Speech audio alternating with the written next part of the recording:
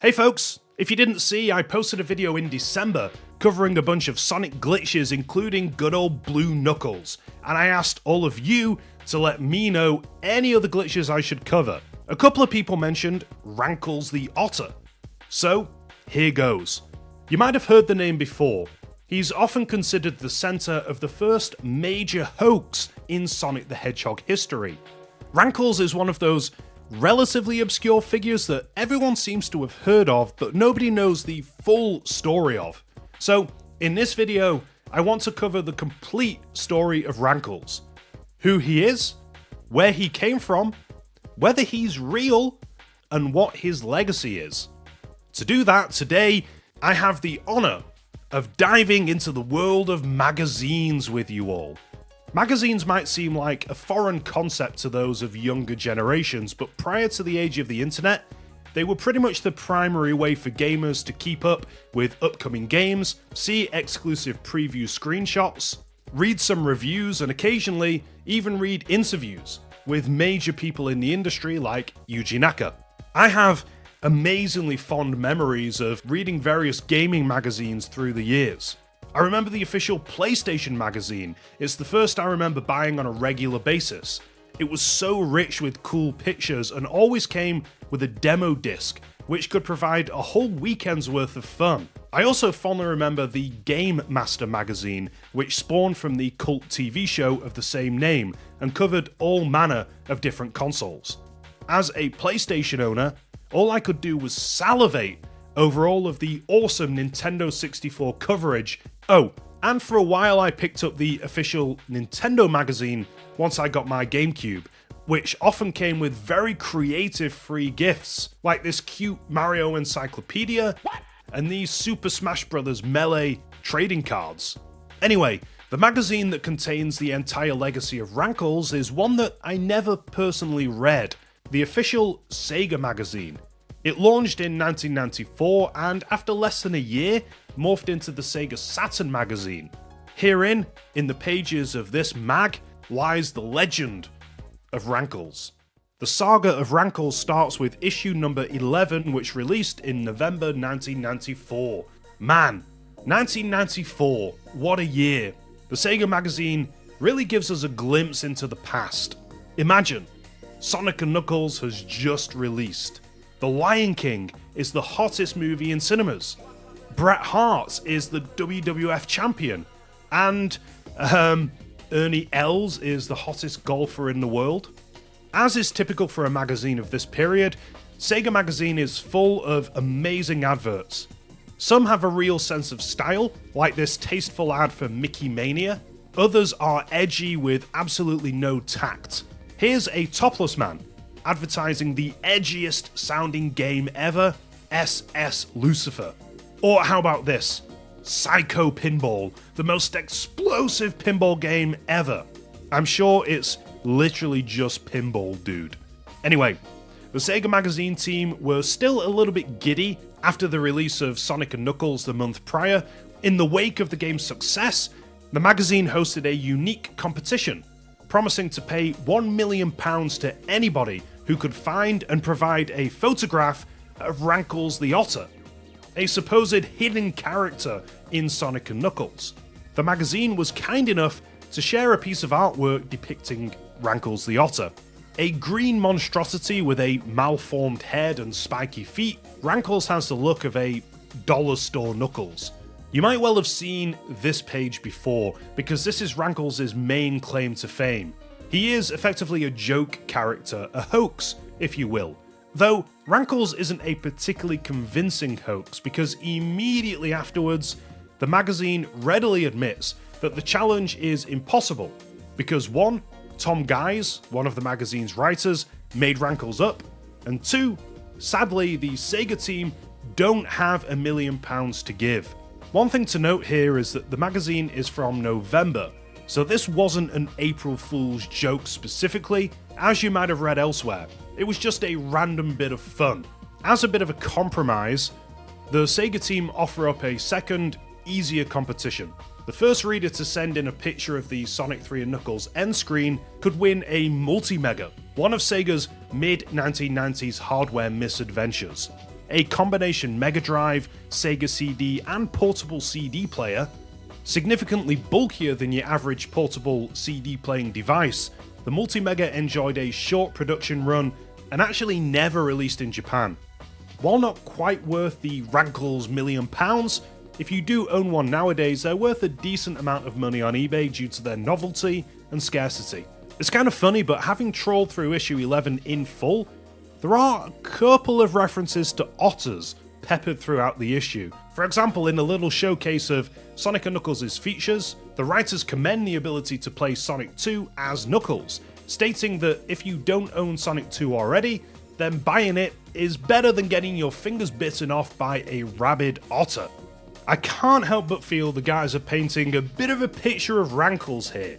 He looks friendly enough, but I actually think he's probably a little bit psycho.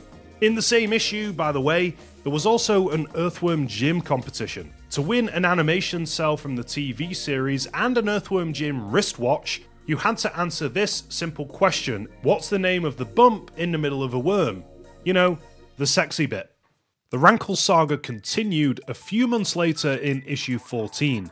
The ads are even better in this one. Here's a legendary ad for Mr. Nuts, a game that I actually owned on Game Boy. Grab your nuts. Very subtle. And we've got an ad for Probotector. If you're an American watching and you've never heard of it, then this is actually a repackaged version of Super Contra. Apparently the Contra series was deemed too violent for us Brits, so the two main characters were replaced by playable robots instead. Anyway, in issue 14, Sega Official Magazine received a delightful little letter from an avid Rankles fan. The letter reads, "Dear Sega Magazine, ever since you printed your feature about Rankles the Green Otter, my 6-year-old son Christopher has been obsessed with him. Can you please tell me if he will appear in a game, e.g. Rankles and Knuckles? Yours sincerely, Nick Jolly." The confused response from Sega Magazine reads, "I don't know quite how to put this, but Rankles isn't a real game character at all. We made him up as a bit of a joke, you see. However, we personally think he's got a bit more going for him than Tails or Rosie, and reckon he'll be great in a game, but we'll try to get more Rankles appearances in the magazine to make up." The original letter was sent in with a charming little piece of Rankles fan art. Cute. Despite Sega Magazine's promise at the end of their reply, there isn't much more of Rankles in the magazine, the liars. In fact, after scouring back issues, I could only find one more Rankles mention at all. For our final bit of Rankles lore, we'll be jumping to issue 20, but seeing as I scoured issues 15 through 19 for any mention of the guy, here's a few highlights from those issues. We've got possibly the worst and most brazen ad yet. What can I say? Crude humour was just in. Then we've got a feature on Sega's website, circa 1995. It looks amazingly archaic. Then there's a long feature covering a new Judge Dredd game with some awesomely gory accompanying imagery. Then the team review the Street Fighter II anime movie and choose to showcase a fairly gratuitous scene to get all of their male readers interested. Though they describe the film as a manga, but this was before anime or manga had properly penetrated the West, I guess. In another issue, there's a small bit of blurb about a Knuckles-fronted anti-smoking campaign. I don't remember anything about this, but apparently Knuckles visited some schools to stop youngsters from smoking. And one game review stood out to me. A review for Power Rangers on the Sega CD, which the magazine describes as perhaps one of the worst games ever. I wanted to find out if that was true, so I booted it up, and yeah, it's awful. So now that we're all caught up, I can tell you that the Rankles saga ends with issue 20. The tips section of issue 20 has a very interesting little article. It turns out that two valiant warriors took up the Rankles challenge and submitted this picture in an attempt to claim the £1 million bounty. It's not very clear, but this picture here is a recreation of the original photo, which was taken by Peter Withy and Daniel Leonard. The Sega Magazine folks slyly deny that this image is Rankles because he doesn't have Rankles' spiked feet. Peter and Daniel were kind enough to explain what's going on in this photo and supply some instructions on how you can see the Rankles imposter for yourself. So first, enable debug mode in Sonic the Hedgehog 3. This is a surprisingly tricky ask because you have to press a string of inputs in a very short window between the SEGA logo fading and Sonic jumping towards the screen. If you do manage to pull off the code, you'll unlock both the level select screen and debug mode in one. If you want to catch a glimpse of fake Rankles, head to Marble Garden Zone Act 2 and zip to this lamppost, which is positioned just a little before the end of the act. For some reason, this position causes the sky to go completely nuts. Having seen this, if you return to the title screen by pressing Start and A, and then jump into any other zone, you'll notice some pretty unusual results. You'll start the majority of the zones underwater, like in Launch Base Zone Act 2 for example. This zone is completely flooded, and you'll notice these weird words made out of random objects floating just above your head. Above them is fake Rankles. It turns out that this Rankles fella is actually just Knuckles with an extremely distorted underwater color palette.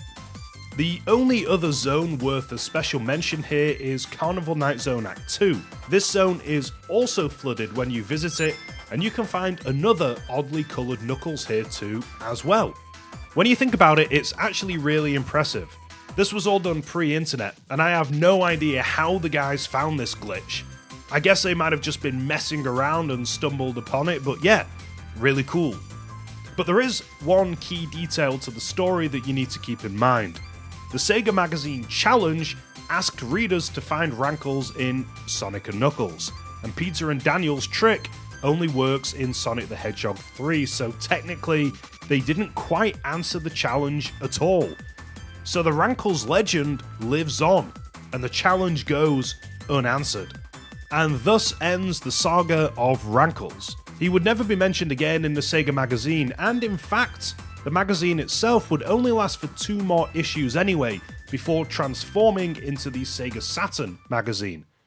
Despite being a throwaway gag character created by a largely forgotten magazine, the legend of Rankles has managed to live on in the hearts of fans.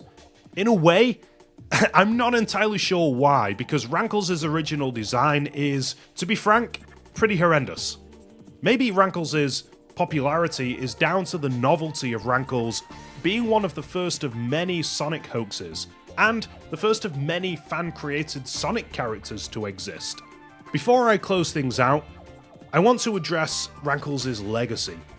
Rankles has the distinct honour of joining glitch buddies like Ashura as cult favourite original characters amongst some Sonic fans. You'll find him appearing in all manner of fan games to the extent that I think it would boggle Tom Guise's mind if he found out how beloved Rankles still is. More interestingly, one thing I find fascinating is the only other 2 Otter characters associated with the Sonic franchise are green, or green-ish. So we have this Sea Otter from Sonic Adventure 2. It's one of the many collectible animals you can grab and use to power up your Chow. It's blisteringly green, and it can influence your Chow to develop a green tint as well. The only other Sonic Otter I could find is Captain Shellbreaker, a pirate captain who leads the Pirates of the Setting Dawn in the Archie comic series. Now, if we're being brutally honest, Shellbreaker is blue, but if we're coping, we could say he's a dark turquoisey colour. Whatever the case, the last time I checked, otters are actually brown, and Shellbreaker's fur is a lot more like Rankles is than a real otter's. So why do we keep seeing green otters? Well, that's Rankles for you, baby. The world yearns for Rankles, and so we keep making him. I'm not saying that Rankles actually influenced the design of these characters. I'm sure this is more a wild coincidence than anything else. But I do know that Sega has officially recognized Rankles pretty recently. Rankles was noticed by Senpai in a charming throwback April Fool's social media post from 2024 spoofing old magazine ads. Like many other meme characters, he's now officially been referenced by the folks behind Sonic the Hedgehog and now lives on in eternity. And I believe that is it for Rankles. As I've said though, the challenge still awaits a true champion. Can you be the one to find Rankles in Sonic & Knuckles? I mean, you don't believe those folks at SEGA magazine, right? You do believe he still exists, right? If anyone out there ever spots Rankles in their copy of Sonic & Knuckles, hit me up and we'll try and get you your £1 million. And with that, I'm out. Thanks for watching and see you next time.